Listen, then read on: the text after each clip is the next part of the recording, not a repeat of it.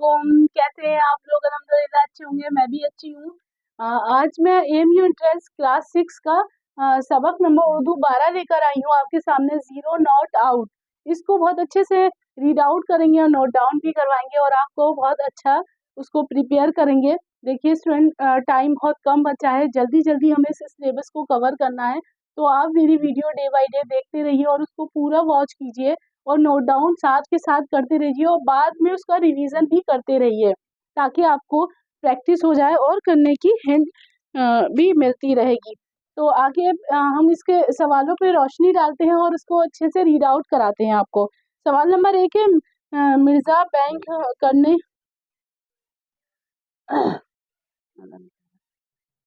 Mirza bank तक करने निकले तो उन्हें वापस न आने की दुआ क्यों दी गई? जवाब है क्योंकि मुखालिफ टीम के गेंदबाज बहुत लंबा चौड़ा था और बॉलिंग भी खतरनाक करता था। सेकंड सवाल है, दूसरा सवाल है हमारा, मुखालिफ टीम के बॉलर किस तरह गेंद फेंकता था? तो जवाब है बहुत तेजी से। तो आइए इसको नोट डाउन कराते हैं आपको।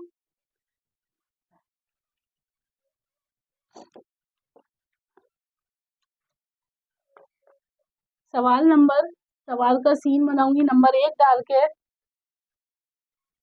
मिर्जा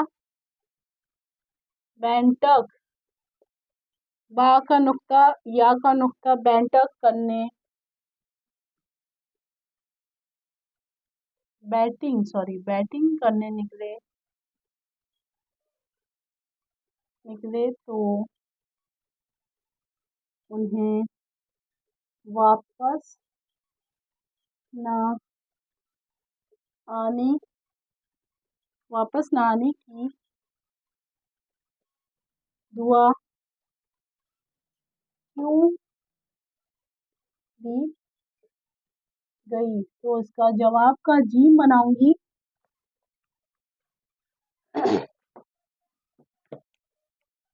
जवाब का जी बनाऊंगी क्योंकि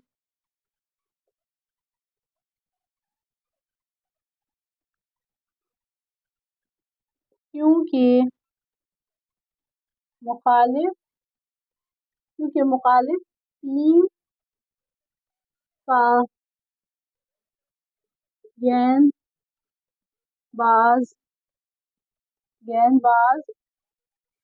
बहुत लंबा चौड़ा था और बॉलिंग भी खतरनाक करता था। सवाल का सीन बनाऊंगी। सेकंड सवाल है बेटा,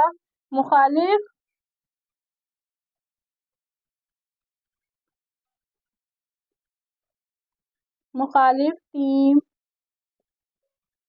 का बॉलर किस तरह गेंद फेंकता था? जवाब का जी बहुत तेजी से।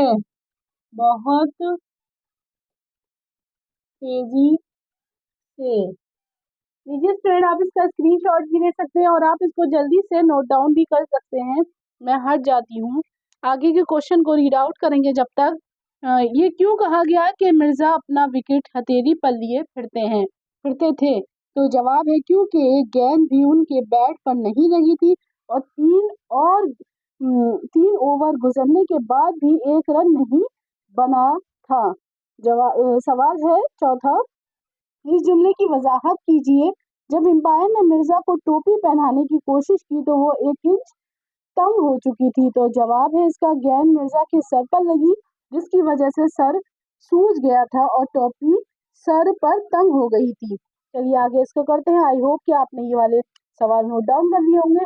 तो आगे सवालों की तरफ बढ़ते हैं हम जल्दी से। मैं पर्सनली भी उर्दू पढ़ाती हूँ, आपको मैं बार बार कहती रहती हूँ, अगर किसी को मुझसे पर्सनली पढ़नी है तो डिस्क्रिप्शन में मेरा नंबर आ रहा होगा, आप मुझसे रब्ता कीजिए, मैं आपको सारा प्रोसेस बताऊंगी, समझाऊंगी। थर्ड क्वेश्चन हमारा, थर्ड सवाल है हमारा, ये क्यों कहा गया कि मिर्जा अपना विकेट हथेली पर लिए फिर रहे थे? ये क्यों कहा गया है कि मिर्जा अपना विकेट विकेट हथेली पर लिए फिर रहे थे? क्वेश्चन मार्क भी आ जाएगा। जवाब है क्योंकि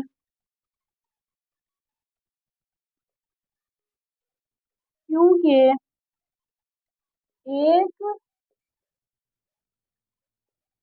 गेंद भी उनके बैट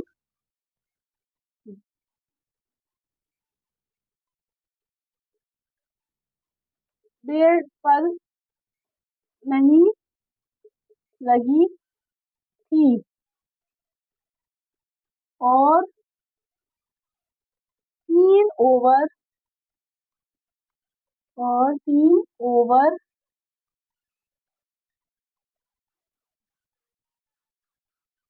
गुजरने के बाद भी एक रन भी नहीं बना था। फोर्थ क्वेश्चन है अब हमारा, फोर्थ सवाल है, इस जुमले की वजाहत कीजिए। इस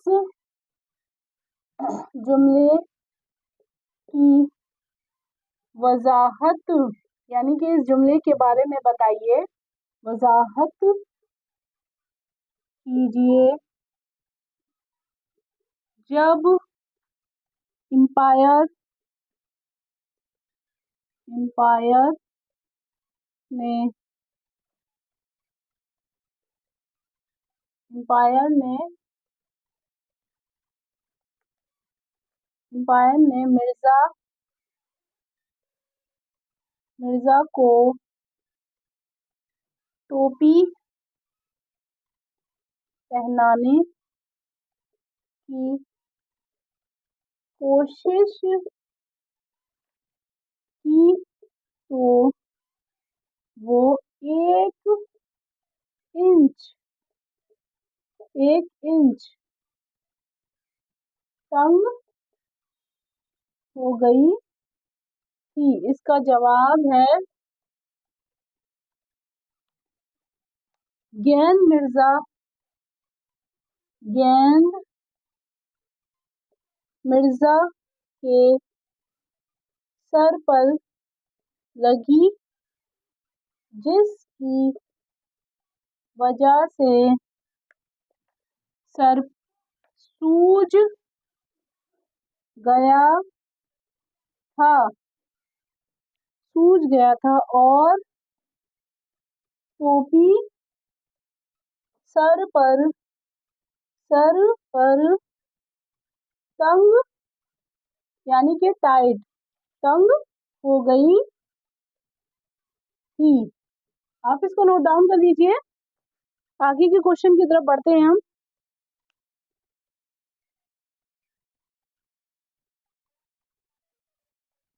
आगे की तरफ क्वेश्चन की तरफ बढ़ते हैं, जब तक आप इसको नोट डाउन कीजिए, मैं आगे पढ़ाती हूँ। फिर क्वेश्चन, कप्तान ने ये क्यों किया कि मिर्जा के अलावा कोई रन ना बनाएगा? वो जवाब है, वो शुरू से ही विकेट पर थे और 5 खिलाड़ियों को आउट करा दिया था, लेकिन खुद एक रन भी नहीं बनाया था। पांचवा सवाल है हमारा,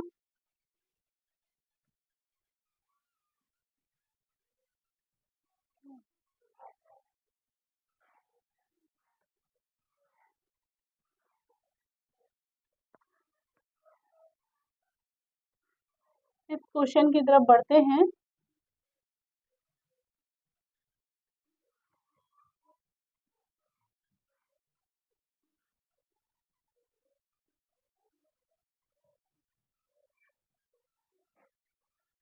कप्तान ने ये टन दिया।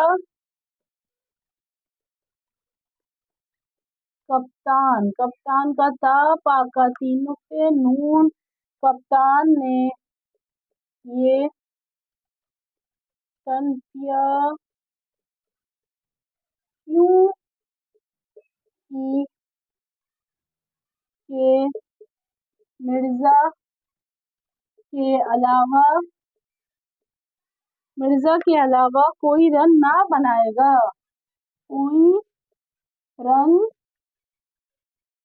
कोई रन ना बनाए। तो इसका जवाब है वो शुरू से ही विकेट पर थे। जवाब है वो शुरू से ही विकेट पर थे और 5 खिलाड़ियों को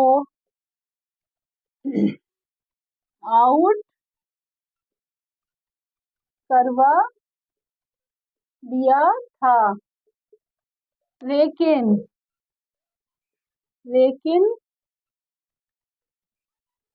खुद एक भी रन नहीं बनाया।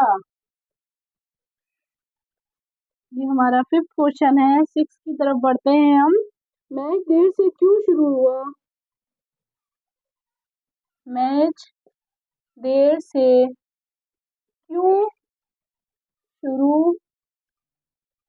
हुआ? तो जवाब है एम्पायर के कोर्ट पर प्रेस न होने की वजह से। एम्पायर के कोर्ट पर प्रेस न होने की वजह से। स्टूडेंट इसको भी नोट डाउन कर लीजिए। 7 सवाल की तरफ बढ़ते हैं। टॉस के बारे में क्या तय हुआ? तो इसका जवाब है जो टीम टॉस हारेगी वो बैटिंग करेगी। 8वां सवाल है मिर्जा बैट किस तरह घुमा रहे थे? तो गोप्रिल की तरह। हमारा 9 सवाल है एक रन न बनाने के बावजूद मिर्जा को इस स्कोर अपनी टीम में सबसे अच्छा किस तरह रहा? जवाब है क्योंकि वो अकेले नॉट आउट रहे। सवाल नंबर 10 है पास पाव उखड़ना जाना का क्या मतलब है? जवाब है मैदान से भाग जाना। ये हमारे 10 सवाल हैं इस चैप्टर के। आगे बढ़ते हैं हम 7 क्वेश्चन की तरफ।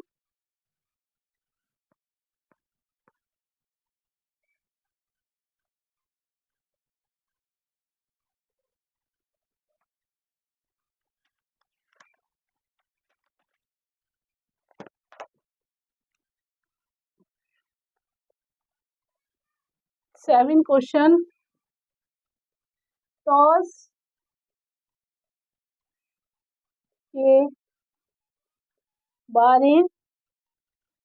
के बारे में क्या तय हुआ? टॉस के बारे में क्या तय हुआ? Question mark. तो जवाब है जो टीम टॉस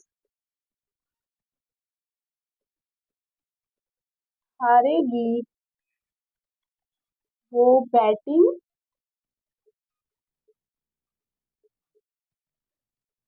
करेगी। सवाल नंबर 8 है हमारा मिर्जा बैट किस तरह घुमा रहे थे? मिर्जा बैट किस तरह घुमा रहे थे? तो जवाब है गोफिन की तरह, गोफिन की तरह, वो भी नोट डाउन कर लीजिए आप।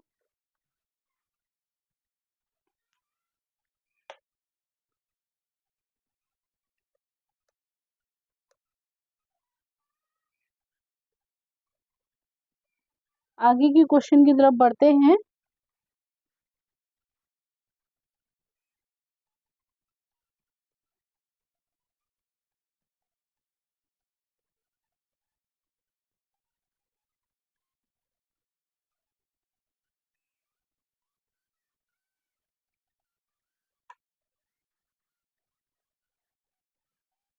एक रन न बनाने के बावजूद, क्वेश्चन नंबर 9 है हमारा स्टूडेंट, एक रन न एक रन न बनाने के बावजूद मिर्जा का स्कोर अपनी टीम में सबसे अच्छा किस तरह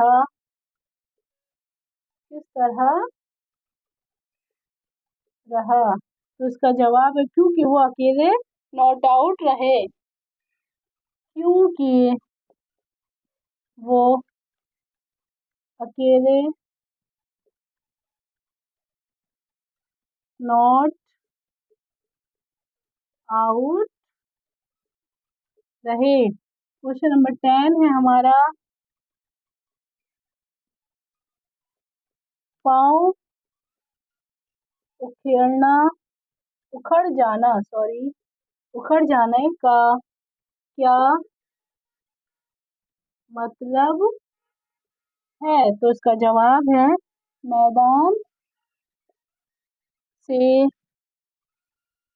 भाग जाना।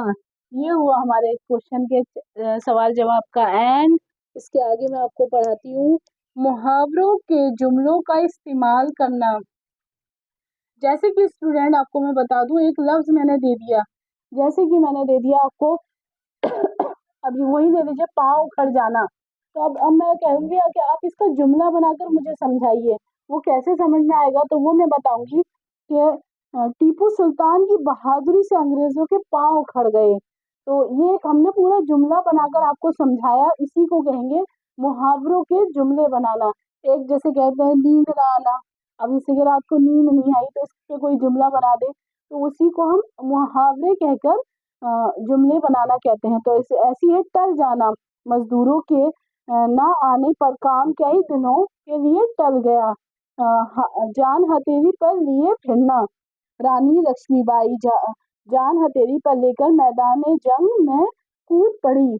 ये हमारे मुहावरों के जुमले हुए। खाली जगहों को भरिए, यानी कि फिलअप कीजिए, फिल इन द ब्लैंक्स जिसे कहते हैं, रिक्त स्थान भरिए, हिंदी में बोलते हैं।